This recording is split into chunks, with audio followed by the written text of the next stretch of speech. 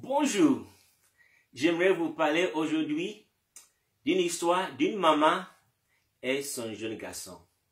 Cette histoire se trouve dans l'évangile de Jean au chapitre 6. Et lisons à partir du verset 5. Il est dit, Jésus leva les yeux, vit qu'une foule nombreuse venait à lui et dit à Philippe, « Où achèterons-nous des pains pour que ces gens aient à manger ?» Il disait cela pour l'éprouver, car il savait ce qu'il allait faire. Philippe lui répondit, « Les pains qu'on aurait pour 200 deniers ne suffiraient pas pour que chacun en reçoive un peu. » Un de ses disciples, André, frère de Simon-Pierre, lui dit, « Il y a ici un jeune garçon qui a 5 pains d'orge et 2 poissons. Mais qu'est-ce que cela pour tant de personnes? » Jésus dit, « Faites asseoir ces gens. » Il y avait à cet endroit beaucoup d'herbes. Il s'assit donc au nombre d'environ 5000 hommes.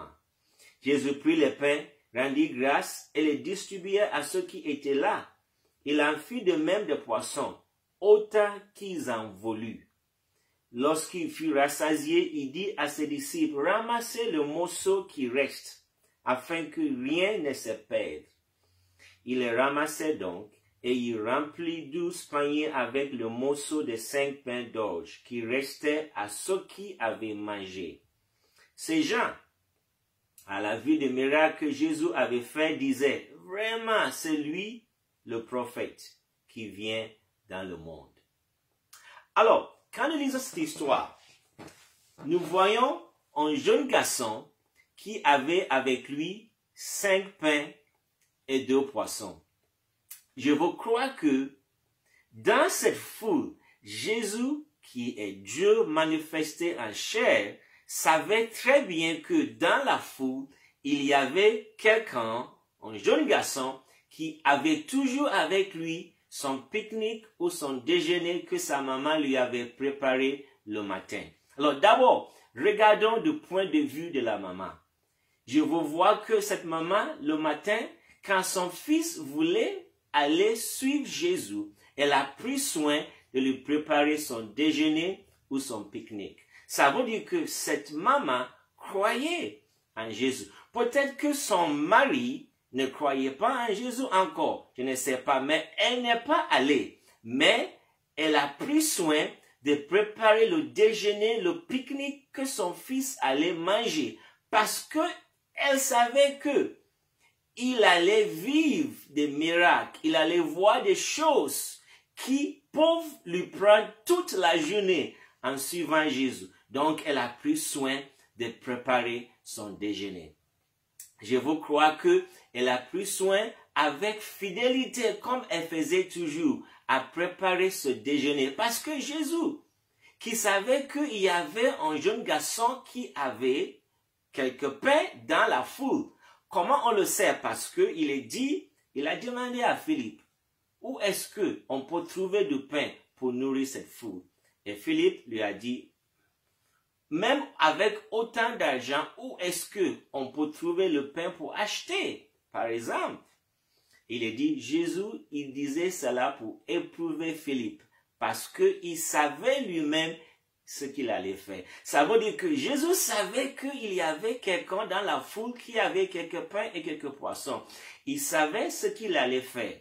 Donc, il savait qu'il y avait une maman le matin qui, avec fidélité, avait préparé du déjeuner à son fils.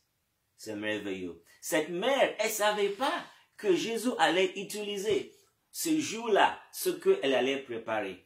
Et je veux imaginer qu'elle a préparé du bon pain. Parce que c'était du pain que Jésus allait utiliser pour nourrir toute une foule. Donc, Jésus savait qu'une maman avec fidélité, comme tous les jours, avait préparé du déjeuner pour son fils qu'il allait utiliser. Waouh, c'est merveilleux. J'aime cela. J'aime cela parce que on peut être une mère et on peut penser que, oh, ma vie ne consiste que à prendre soin de mon fils. Et pourtant, ce jour-là, fidèlement, elle a préparé le déjeuner comme elle faisait tous les jours peut-être à son fils, sans savoir que Jésus allait utiliser ce qu'elle allait préparer pour faire un miracle que le monde entier allait découvrir. Alléluia, c'est merveilleux. Et ce jeune garçon, quand nous lisons cette même histoire dans l'évangile de Marc au chapitre 6 aussi, nous voyons que en fait ce miracle s'est passé le soir. Parce que il est dit que l'heure était avancée et les disciples sont allés trouver Jésus pour que Jésus renvoie la foule. Et c'est là que Jésus les a dit, il faut qu'ils donnent à manger à ces gens-là. C'était le soir. Alors ce jeune garçon, que sa maman avait préparé son déjeuner pour lui, on peut imaginer qu'il était tellement fasciné par ce que Jésus faisait et enseignait qu'il n'a même pas eu le temps à midi de manger son déjeuner. On peut juste imaginer que peut-être le soir venu, il s'assit quelque part, il voulait manger son déjeuner que sa mère lui avait préparé et André vient pour lui dire, s'il te plaît, jeune homme, le maître a besoin de tes 5 pains et 2 poissons. Et ce jeune garçon pouvait dire, mais laissez-moi au moins manger 2 ou 3, je vous donne le reste. Mais on voit qu'il a tout remis, il a tout donné à André. Et Jésus, avec ses 5 pains, 2 poissons, il va nourrir toute une foule. Cette histoire me touche beaucoup, qu'avec peu, dans la main de Jésus, Jésus peut faire grandes choses avec.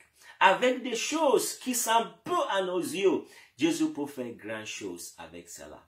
Je peux imaginer, plus tard, après ce miracle, quand ce jeune garçon est entré à la maison, il allait dire, maman, papa, imaginez, vous pouvez imaginer qu'est-ce que s'est passé aujourd'hui. Et si jamais son père ne croyait pas en Jésus, après avoir relaté ce qui s'est passé, les 5 pains, les 2 poissons de la journée que sa maman lui avait préparé, que Jésus avait pris pour nourrir toute une foule, je peux imaginer que même si son père ne croyait pas en Jésus encore, il allait récapituler ces jours-là pour reconnaître, comme la foule avait fait, pour reconnaître que vraiment Jésus est le Messie. Jésus est le Fils de Dieu. Alléluia. 5 pains, 2 poissons ont amené une conviction profonde sur la vie d'une foule nombreuse.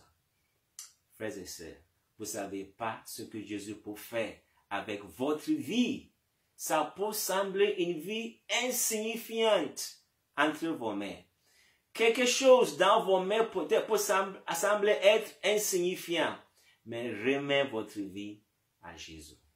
Remettez votre vie à Jésus. Remettez ce que est dans votre main à Jésus. Et Jésus peut en faire des grandes choses. Pour nourrir la foule, pour bénir la foule. Parce qu'il est vraiment le Messie, le Fils de Dieu vivant. Que le Seigneur vous bénisse. Au nom de Jésus-Christ. Amen.